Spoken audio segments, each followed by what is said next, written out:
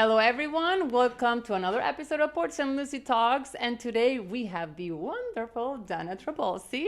Welcome. Thanks for having me. So she is the state representative for the 84th District of Florida. And she's a mom, entrepreneur. She's a grandma of 8 kids. And we have her today so she can explain all the wonderful things happening in Port St. Lucie, how she started. You were in marketing and communications before. Yes. So how did you get into all this? So my entire life has been somewhat philanthropic. Growing up, my parents were very involved in our community. And then when I moved to Florida and started my own family, just became very involved in civic activities and really aligned myself with the businesses that I worked for. Were also really philanthropic. For about 10 years, I worked for Cavelli Enterprises, which is a franchisee of Panera Bread. Wow. And in the state of Florida, we had 255 cafes. And I did PR and marketing on the east coast of Florida, Tampa, and Orlando. And what was nice about that is it really elevated my philanthropy because they were such a giving company. And it just sparked something inside of me that I wanted to take it further. That's awesome. Wonderful. Since taking the office, you've been involved in several key initiatives. Which accomplishments are you most proud of, especially those that have directly benefited the residents of St. Lucie? So there's been quite a few that benefit the entire state, but will directly benefit St. Lucie County as well. One is the New Worlds Reading Initiative, because in the state of Florida, only 38% of kids can read on grade level in 3rd grade. Wow, And that's a lot, huh? it is a lot. So a couple of things that I've been able to pass in my first year was the New Worlds Reading Initiative. And your daughter is in VPK. Yes, she is. So she'll start doing progress monitoring. And so there's PM 1, 2, and 3. And after each monitoring, if they don't seem to be where they should be foundationally in reading through those scores, VPK through 10th, VPK through 5th grade will be eligible for the New Worlds Reading Initiative, which is a free at-home book delivery system. Oh, that's wonderful. So the kids will be able to get books delivered every month to their home, and it's English, Spanish, and Creole. They can choose what genre they like, and there's also activities for parents and the family activities, because what we're finding is kids who have more of a library in their home are probably going to read better. Yeah. And then on top of that, another bill that I passed, it was in a bill that I passed, was to bring back the science of reading. So it's really going back to the basics of phonics. Right. So we've learned that if kids can't build foundationally and they miss a step along the way, then they're not going to be as proficient. So we want to make sure that we're giving them science-based reading curriculum. Yeah, it kind of like went on the back burner, kind of like science, right? For a while. For the science of reading, yes, there was the curriculum they used was something called 3Qing, which we banned in Florida through this particular bill. I see. And it's really a way to teach kids how to read through guessing. So let's say you have this block right here was purple, and you could have the word purple here, and you would say, what does this word say? It's a color, and they're going to say purple. So it's guessing. You're not really learning how to sound out the words. So we banned that in Florida, and we're going back to the basics.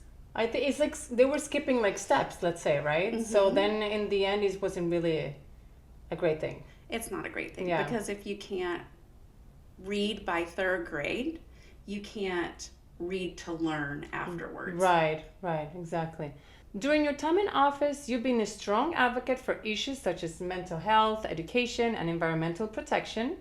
Can you share some of the most significant challenges you face in these areas and how you work to address them? Sure. So I think in the area of mental health particularly is where we find the most challenges because mental health has a big, broad, overarching scope. So what you would consider to be a mental health issue may be something different for someone else. Not having enough mental health providers has been extremely challenging. And this goes into the school system with our children, all the way through parents who are just don't know how to cope.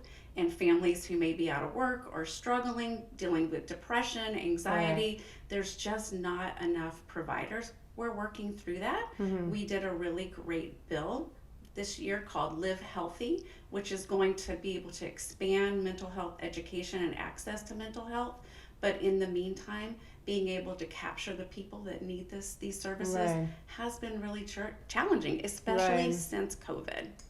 I feel like, you have those programs where a lot of people don't know about them. We've talked about in other episodes about this also with the children's services that Sean was talking about, all the programs, but people don't know about them. So how can somebody, first of all, some people don't even know they have a problem, So once they get there, they're scared to even talk about it. But how do you guys tackle those things? What's with this program that you said? I think that we have to continue to break the stigma of mental health and really have messaging throughout, again, starting with kids at school, and maybe able to wrap those services or that education around through the families, Right. so that they do know what's available for them. Right. Beautiful. Yeah, but there's so many things available. People just need to know about them and just go get the help, right? Could you highlight a particular success story from your legislative work that exemplifies your commitment to improving the quality of life in our community? Yes. So every year I run an appropriation for the HIV and AIDS Foundation. So for 4 years, I've run an appropriation to bring $1 million back in research Wow. through the University of Miami. And this is particularly important to me. It's a personal passion project because my brother died of AIDS in 1995. Oh, wow, Thank you. Just before my daughter was born. And so I've really made it my life's mission to honor him if I can. So with that being said, Fort Pierce in St. Lucie County is a hotspot for HIV and AIDS. And I don't think a lot of people know that. So there was a bill that I'm going to just back up and say, I have been able to successfully secure $1 million each year for that research. Right. But on top of that, this year I worked with Representative Franklin out of Tallahassee. He is a pharmacist, and we both have a passion for this. In the HIV world, there are two medications. One's called PrEP and one's called PEP. The PrEP is a pre-exposure prophylactic medicine. So if you think you're going to be exposed, you think that you're going to have risky behavior, you can take this medication and it will prevent HIV. Like, has a 99% success rate. It has to be prescribed by a doctor. Right. There's also the opposite side of that, which is PEP, and that's post-exposure prophylactic. So let's say you had risky behavior and you said, oh, wow, I could have PEP available to me. Or you got stuck by a needle on the beach. Like, there's all different scenarios that you could be exposed to for HIV. Well, before this bill was passed, you had to have that prescribed by a doctor as well. The unfortunate thing is with PEP, you only have a 72-hour window in order to mitigate that risk. Right. So not everybody has, maybe it's a weekend, they can't get in to see a doctor. Maybe they don't have insurance. Maybe, all the things that are going to prohibit them from getting that prescription. Right. So I worked with Representative Franklin, and we were able to get it passed that you could get PEP, the post-exposure prophylactic, over the counter. So I think it's going to be true life-saving initiative, if you will. Right. And our Florida House knows how important this initiative is to me. Right. And so they named the bill after my brother. So That's it's the John W. Ray Act. And yes, it will make a positive impact on our community, but I think it'll make a positive impact throughout the state of Florida. No, 100%. Wow, that's wonderful. That is great. All right.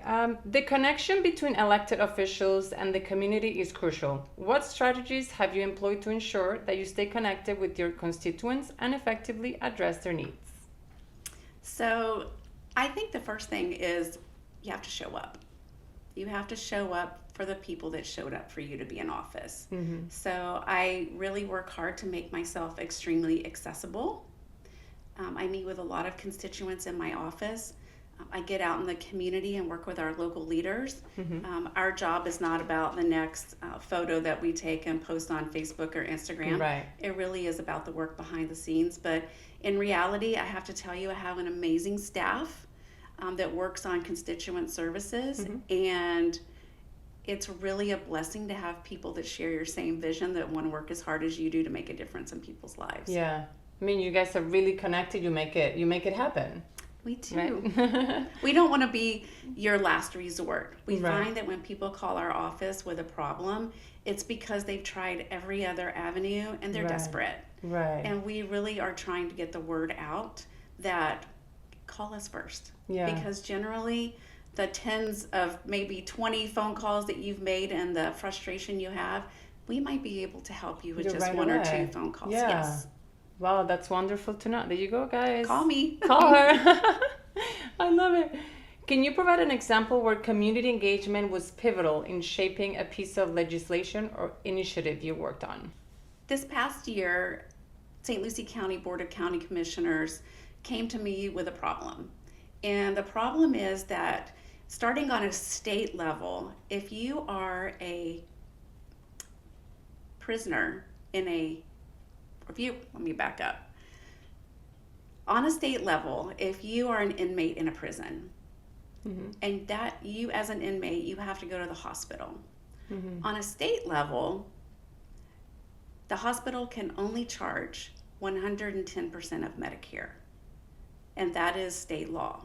Okay. On a local level, it's much different. So if you are an inmate at a jail, not a prison, so our local Rock Road prison Right. or jail, Right. if you are an inmate there and have to go to the hospital, there are no guardrails around what that hospital can charge our county. So I met with the Board of County Commissioners and several other stakeholders in the community, and we created a local bill that will mirror what the state does. And what I mean by a local bill, this only provides to St. Lucie County. Right. So we ran that through the process this past year so that now in St. Lucie County, the local hospital that the inmates have to go to can only charge 110% of Medicare rate.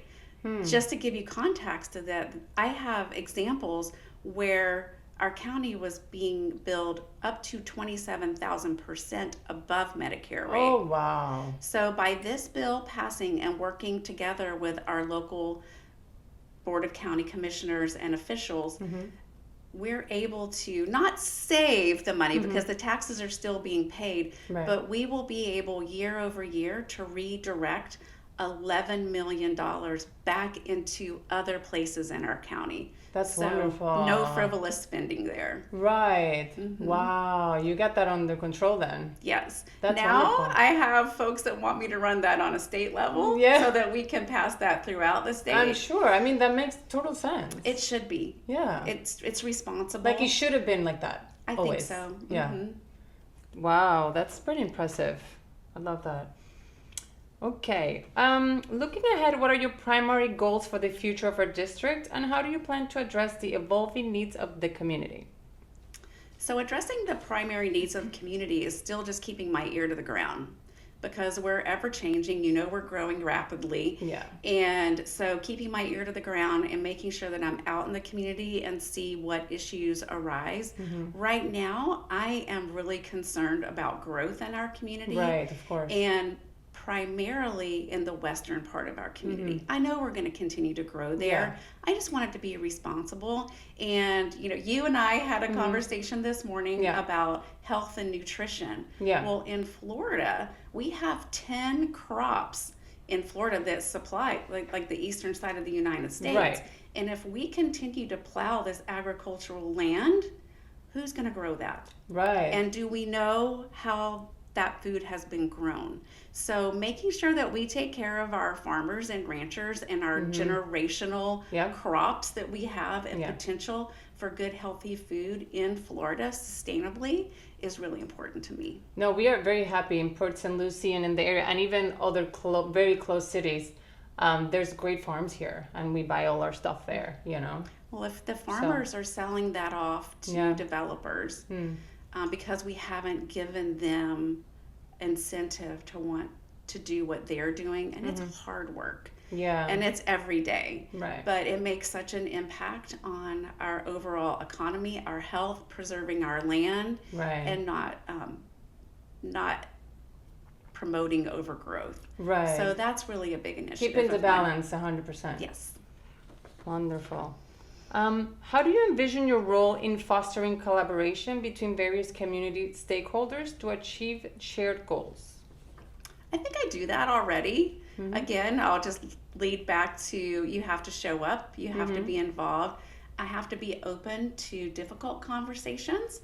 I have to go across the street, so to speak. Right. I'm not just serving one population of this county or one party of this county. Right. I'm serving our entire county. So making sure that we are working together. I sit on the roundtable of St. Lucie County, and that's a great collaboration of all different agencies around the county that come together for the betterment, primarily for our children and communities, Right. but also working together on the child care side, our early learning side, our that's our future potential there. So making sure Right. that we're really investing in them. So I think that just staying out in the community and being open and having really great conversations with people and understanding where they come from. Right. Not everybody has the same life experience as I do. No, for sure. For sure. Totally agree. Is there anything that recently you took from somewhere else that you're like, oh, we could implement this in St. Lucie County? Well, not just in St. Lucie County, but through our entire state. Since COVID, we have noticed that there is a huge problem with chronic absenteeism in school. Oh, And we talked yeah. earlier about reading and foundational learning. So if kids aren't showing up for school, they're missing steps. So in Arizona and New Mexico, they've implemented legislation to combat chronic absenteeism. There are actually schools in St. Lucie County that have a 68% chronic absenteeism rate. And that means these kids are missing more than 10% of school. Oh, yeah. So what this will do is first identify why kids are absent. Because again, we don't all have the same life experiences. Could be in the family. Could be something in the family. Absolutely. Yeah. It could be, big brother's taking care of little sister and missed the bus and couldn't get to school.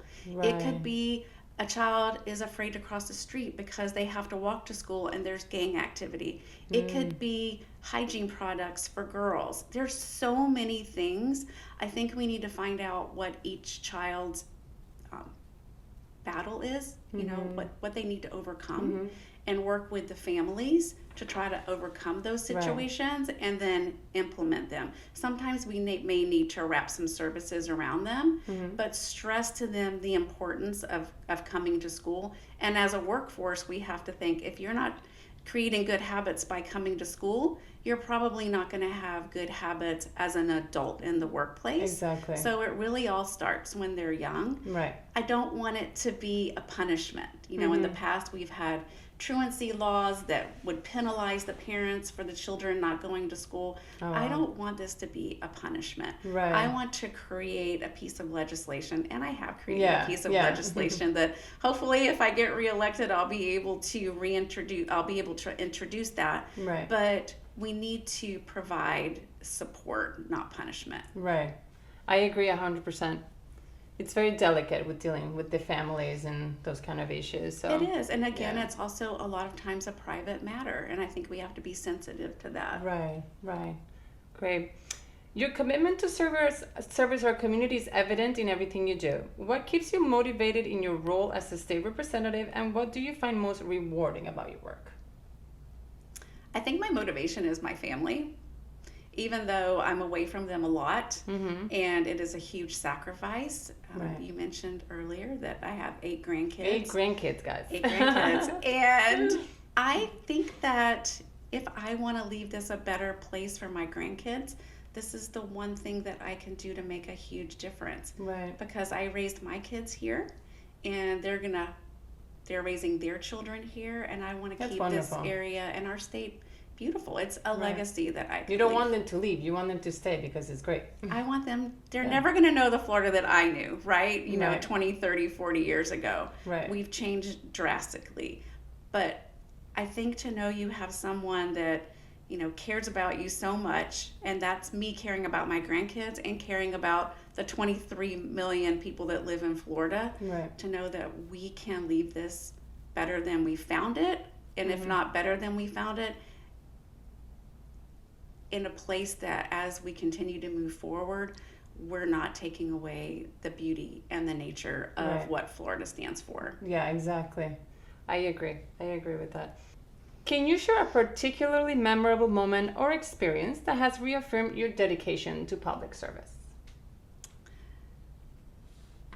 So I think it's not just one particular moment, but it's a series of moments, knowing that one person can make a difference. And so the answer to this is twofold. Hopefully by my example, I will be able to lead other people into public service. Right. And I think that's a great example because my whole staff is young. My district aide is 21. My campaign manager is 21. I think that it's very motivated. Yes, and I think it's our responsibility to show them what the future can be. Right. And plant those seeds. Exactly. Also, I think being able to bring home and work really hard to bring home resources to our community. Things that most people will never know that I brought back to our community. Right. So let's say a few years ago, I was able to bring home $12 million that invested in our nursing program at IRSC. It doubled the enrollment by being able to do this and build out this new facility. And that is investing in the future of St. Lucie County and the future of Florida. Knowing that I was able to bring home appropriations that, you know, helped to plant seagrass into the Indian River Lagoon. Right. You know, those things make a huge difference. So I think what reaffirms me is every day I know that one person can make a difference. And people look at me to be an example. Right. No, for sure. But that's wonderful. Your team, my team. Wow. My team is great. Amazing. Yes. That's wonderful. Yes. I mean, that helps. That's why you guys get things done, and, you know, all the people behind it, they believe in what you're doing. That's the main thing. Right? They do. And we do share the same vision. Right. It's awesome. I'm blessed. I'm blessed beyond measure with the 3 young ladies that I have working That's for wonderful. me. Love to hear. Your leadership has undoubtedly inspired many people. What advice would you offer to those aspiring to follow in your footsteps in public service? Well, I think public service can be for anyone. It doesn't have to be an elected position. I think we can all share in something that we're passionate about and give our time, talent, treasure, however you would like to give. If you're thinking about a life in public service as an elected official, for me, timing was everything. Right. I waited until my children were grown and out of the house, and I felt comfortable in myself to be able to go out in the world and put myself out like and that. Dedicate all the time. Yes. It's a lot of time consuming, everything you do as well. Yes. Yeah. My first 2 years in office, I keep a calendar, but my first 2 years in office, I went back and looked at my calendar, and out of the 2 years, I was out of town 385 days. Oh my God. So it is a huge amount of dedication and sacrifice, but I would say timing and prayer. Right. When I decided to run, my family and I sat down and we talked about it and we prayed about it, because it truly is a family decision. You're not the only one that's taking on this role. Of course. Your whole family is. Your family is. Quite frankly, you have to realize that half the people are going to hate you all the time because you can't please anyone. Right. And just be strong in your convictions, but be willing to compromise and listen to other people's points of view. You don't have all the answers. None of us have all the answers. Right. I'm a vehicle, right? I'm a vehicle for what you need. Exactly. You do a great job. How can our audience get more involved in supporting the work you're doing and contributing to the well-being of our community? I'll go back to getting involved. There's so many great organizations. Find out what you're passionate about. You know, if you're passionate about children, get involved. Read books to kids. If you're passionate about pets, volunteer your time at the Humane Society. Right. If you are passionate about mental health, New Horizons has a Run for Recovery coming up. If you're passionate about hunger, Treasure Coast Food Bank has a 5K Right. coming up for Hunger Action Month. So look at opportunities for things that you enjoy doing and kind of plant your seeds there. Right. They'll grow. They'll grow They'll for grow. sure. We've seen it. I mean, we've seen it with all the things happening in Port St. Lucie with the growth, and everything is just falling into place slowly but surely. There is Right. something, if you want to be involved and dedicate your time or just a piece of your time, Right. there is something for you here in St. Lucie County. For sure. Well, wonderful. That was the last one. That was it? Yes. Thank you. Well, thank you. It was wonderful having you and sharing all your knowledge, all your passion behind everything you do for this beautiful Port St. Lucie. So thank you again, and we will see you guys next time on the next episode of Port St. Lucie Talks. Thank you. Thank you. Yeah, it was fun.